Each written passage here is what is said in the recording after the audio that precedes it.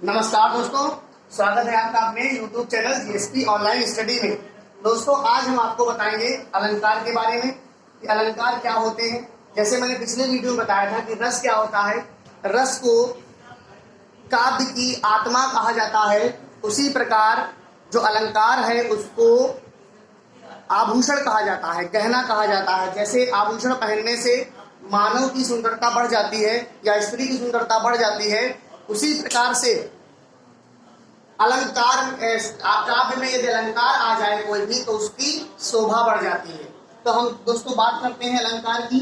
शब्दालंकार पहला होता है शब्दालंकार। इसमें शब्द शब्द का भेद होता है दोस्तों, शब्द शब्द का भेद होता है। और दूसरा है अर्थालंकार, इसमें अर्थ अर्थ का भेद होता है।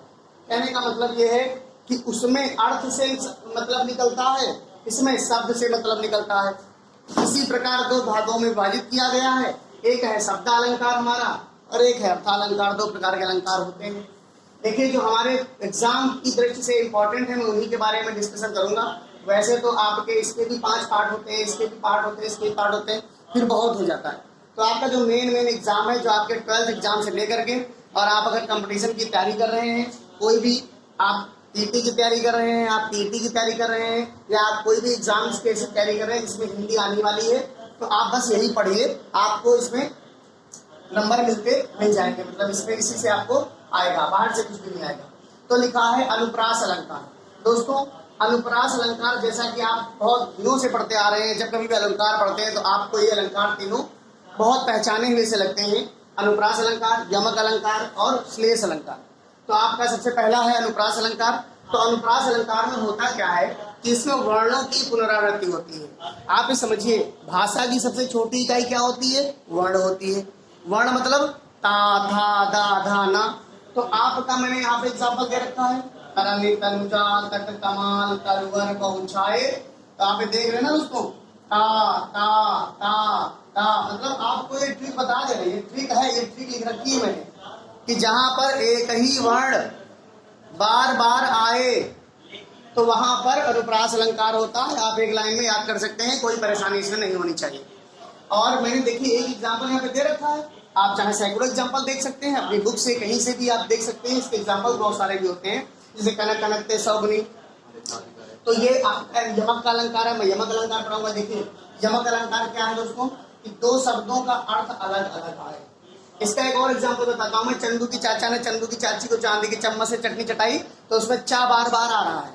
और भी ऐसे आपको बहुत सारे एग्जाम्पल्स आपके आते रहेंगे, आपको खुद ही पता चल जाएगा। देखिए अब यमक, यमक का मतलब ही दोस्तों होता है दो। क्या होता है? दो। तो दो शब्दों का अर्थ अलग अलग, शब्द दो आएंगे, अर्थ दोनों का अलग अलग होगा।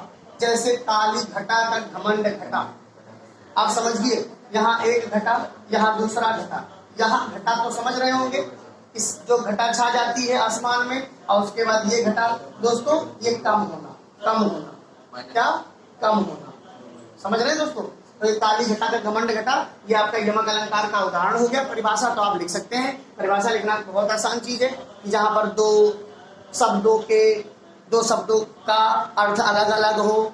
उपमेय में उपमान का वो करते तुलना की जाती है, तो उसको उपमान यमक अलंकार कहते हैं। तो इसी प्रकार से ये उपमेय में बहुत सारी परिभाषाएं होती है। तो परिभाषाओं का कंफ्यूजन किताबों से दूर हो जाएगा। आप देखिएगा समझ में आना चाहिए। कहने का मतलब इसकी परिभाषा लिखना इतना कोई कठिन कार्य नहीं है, बट ये पहचानेंगे कैसे, इसलिए मैं ये वीडियो आप तक पहुंचा रहा हूं कि आप कैसे पहचान पाएंगे कि हम कैसे अनुप्रास में विभेद करें। अगला है दोस्तों श्लेष अलंकार। श्लेष माने होता है चिपका हुआ। ये दोस्तों पहचान है, बुक में थोड़ी नहीं मिलेगा चिपका हुआ, लेकिन मैं आपको बता रहा हूँ श्लेष मतलब चिपकना। कहने का मतलब ये है कि एक चीज से कई लोग चिपके हो। जैसे यहाँ लिखा है रहीमन पानी राखिए, बिन पानी सब सून, पानी गए ना उबरे, मोती मानुष चून। समझ लीजिए, बिना पानी के मोती बेकार है, बिना पानी के आदमी बेकार है, बिना पानी के चूना बेकार है। तो ये तीनों किससे चिपके हुए हैं? पानी से, जल से। तो ये हमारा श्लेष अलंकार का उदाहरण है। आप बुक में अपने खोल करके देखिएगा, उसमें आपको परिभाषाएं मिल जाएंगी, आप नोट कर लीजिएगा उसमें, और इसको प्रॉपर नोट्स बना लीजिएगा दोस्तों। तो हम आप बात करेंगे अर्थालंकार की। अर्थालंकार क्या होते हैं?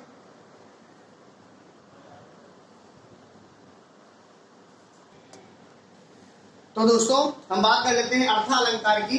अर्थालंकार में अर्थ से आप मतलब समझ पाएंगे। देखिए मैंने सब लिख रखा है यहाँ पर। उपमा अलंकार सबसे पहला है। तो उपमा अलंकार में उपमेय से उपमान का भेद किया जाता है। कोई चीज समीप लाकर, कोई चीज, दो चीजें हैं उनको समीप लाकर उनसे तुलना करना उपमा अलंकार की परिभाषा होती है, उपमा अलंकार कहलाता है। इसकी मैं पहचान आपको दोस्तों बता दूं। पहचान इसकी होती है सा।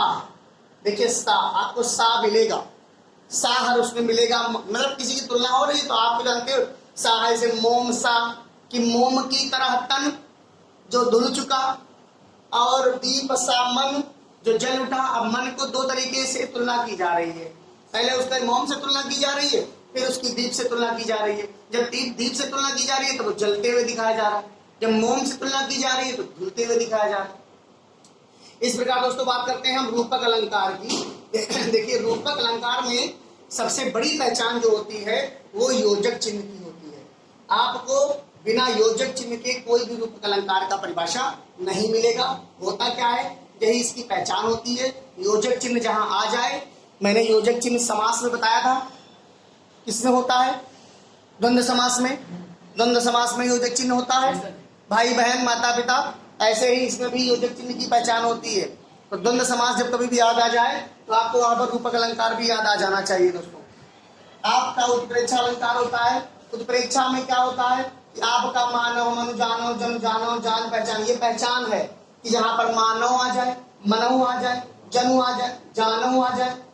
तो वो चौपाई रामायण की बहुत सारी ऐसी होती है। देखो लिखा है जो तुम काज करऊं जग माही, ऐसे करके चौरापाई है। और सो तुम जानो अंतर्यामी पूर्वम और मनोरथ स्वामी। अब देखिए जानव आ गया और पूर्वम आ गया, पूर्वम और मनोरथ स्वामी। तो ऐसे करके उत्प्रेक्षा अलंकार की पहचान ऐसे करी जा सकती है कि मान लीजिए पेपर में ऐसे आ गया कि कोई चौपाई दे दी गई, बताइए, पूछेगा क्या कौन सा इसमें अलंकार है, तो आपको जानना पड़ेगा, आपको पहचानना पड़ेगा। तो मैं पहचान ही कर तो बता रहा हूँ कि कैसे पहचानोगे।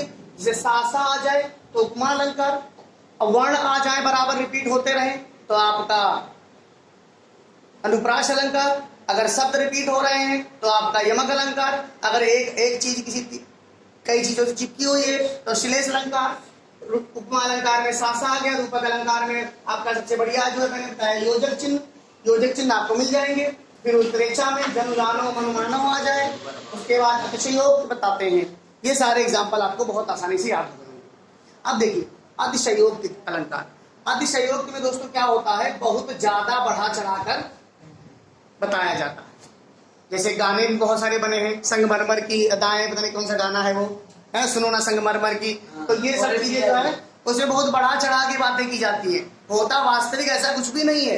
तो यही पर देखो लिखा है, देख लो साकेत नगरी यही स्वर्ग से मिलने गगन जा रही है। साकेत नगरी जो है, साकेत नगरी को इस तरीके से सजा दिया गया है कि वो ऐसा लग रहा है कि स्वर्ग में जा रही है।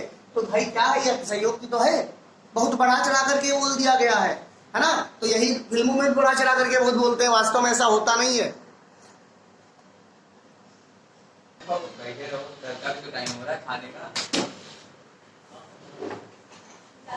हाँ दोस्तों अर्थालंकार में क्या होगा कि विभावना है। इसे देख लीजिए, विभावना है अलंकार। तो इसमें क्या है, बिना भावना के, बिना कारण के कोई काम हो रहा है तो वहां पर अर्थालंकार मतलब विभावना अलंकार को दर्शाता है वो। जैसे बिनु पद चले सुने बिनु काना, कर बिनु करम करे विधि नाना। कहने का मतलब यह है कि कोई बिना कारण ही काम करता चला जा रहा है। जैसे बिना पद के, बिना पैरों के कोई चल रहा है, बिना कानों के कोई सुन रहा है, और बिना कर्म, उसका काम नहीं है, करने का कोई काम नहीं है लेकिन वो काम कर रहा है। तो वहां पर क्या हो जाएगा, विभावना अलंकार। उसके बाद दोस्तों बात करते हैं भ्रांतिमान अलंकार। भ्रांतिमान तो आप समझ रहे हैं, जैसे कि शब्द से पता चला है कि भ्रम की उपस्थिति प्रकट हो जाती है, भ्रम की उपस्थिति उत्पन्न हो जाती है। जैसे क्या है, देख उसको हुआ सुख मौन है। जैसे मान लीजिए कोई आदमी पहले सुखी था, उसके बाद किसी को उसने देख लिया तो उसका सुख चला गया। अब उसका सुख चला गया और वो सोचने लगा कि अरे अन्य सुख कौन है, मतलब सुख को भ्रांति हो गई, भ्रम हो गया कि भाई अरे कौन है जो हम सुखी है कि वो सुखी है। ऐसे आदमियों को भ्रम नहीं हो जाता है तो उसी प्रकार से यह भ्रम की स्थिति पैदा करता है। संदेह अलंकार, देखिए संदेह और भ्रम में थोड़ा अंतर है। संदेह में क्या कहता है, संदेह उत्पन्न हो जाता है सीधा सीधा, और बहुत ही भयानक संदेह उत्पन्न होता है। कैसे, जैसे लिखा नारी विच सारी है कि सारी विच नारी है, सारी ही किनारी है कि नारी ही की सारी है। कहने का मतलब यह है कि इसमें नहीं पता चल पा रहा है कि नारी के बीच में सारी है कि सारी के बीच में नारी है। मतलब ये नारी मतलब स्त्री, नारी मतलब स्त्री, तो साड़ी नारी को पहने हैं कि नारी साड़ी को पहने हैं, कुछ पता नहीं चल पा रहा ये। और साड़ी जो है वो नारी की है कि नारी की साड़ी है, ये कुछ पता नहीं चल रहा। तो बड़ी संदेह की स्थिति पैदा हो रही है, तो उसको संदेह अलंकार बोला जाता है। दोस्तों अब बाकी बचे हमारे 2 अलंकार, उसकी बात कर लेते हैं। तो देखिए दोस्तों, ये असंगत के अलंकार है। देखिए जो मैंने ऊपर के पढ़ा दिए हैं 5 या 7 इंपॉर्टेंट वही होते हैं। अब ये जो है ये आप समझ लीजिए, आपको पढ़ लीजिए, फिर भी थोड़ा बहुत हो सकता है पेपर में कभी आ जाए। किसी अन्य पर प्रभाव, असंगत का मतलब जिसका संग ना हो, कि प्रभाव किसी और पर पड़ रहा है। जैसे हृदय घाव मेरे प्रिय रघुबर के, जब लक्ष्मण के शक्ति लगी तो राम जी कहने लगे कि अरे शक्ति तो तुमको लगी है, घाव तो तुम्हारे हुआ है, दर्द हमारे हो रहा है। तो कहते नहीं है, ऐसे तो गाने बहुत सारे चले हैं कि फिल्मों में भी यही बोलते हैं, पता नहीं। हाँ, ये सब पता नहीं है, मुझे गाना तो नहीं आता, मुझे इस समय बोलने पर इसके कौन सा अलंकार के गाना हम बोल दें, लेकिन आप लोग जब सुनोगे तो आप समझ जाओगे कि वो लोग जो है बिना मतलब की बातें करते हैं, असंगत बातें करते हैं। कि कहते हैं चोट तुमको लगी दर्द हमें होता है। हाँ वो आ गया, देखो भाई भाई में अक्सर ये होता है, चोट तुमको लगती है दर्द हमको होता है, ऐसे करते। तो ये मानवीकरण अलंकार देखिए क्या है, किसी चेतन अचेतन अवस्था में, मतलब मान लीजिए कोई मुरझाया हुआ, कोई मतलब निर्जन मतलब बिल्कुल चेतन पड़ा हुआ है। चेतन मतलब होता है जिसके में जान ना हो, चेतन अचेतन अवस्था में पड़ा हुआ हो और उसकी क्रियाकलाप, मनुष्य की क्रियाकलापों से उसको जोड़ दिया जाए, तो ये होता है मानवीकरण अलंकार। इसमें लिखा है वीति विभावरी जागरी, अंबर पनघट में डुबो रही, तारा घट उषा नागरी। तो इसका मतलब ये कह रहे हैं कि अंबर रूपी जो पनघट है उसमें उषा रूपी जो स्त्री है वो उसमें पानी भर रही है, अपना जो घड़ा है वो उसमें डुबो रही है। तो इस प्रकार से ये दोस्तों आपके अलंकार है। हमारे वीडियोस आप प्लेलिस्ट में जाकर के हमारी हिंदी की वीडियोस को चेक कर सकते हैं, उसमें आपको समास, संधि, अलंकार, रस, ये सारी चीजें मिल जाएंगी। अभी व्यंजन संधि की एक और वीडियो आनी बाकी है, तो आपको कोई भी परेशानी हो तो आप कमेंट बॉक्स में जरूर लिखिएगा। वीडियो देखने के लिए धन्यवाद, और आप लाइक भी करते रहिए, शेयर भी करते रहिए दोस्तों। धन्यवाद।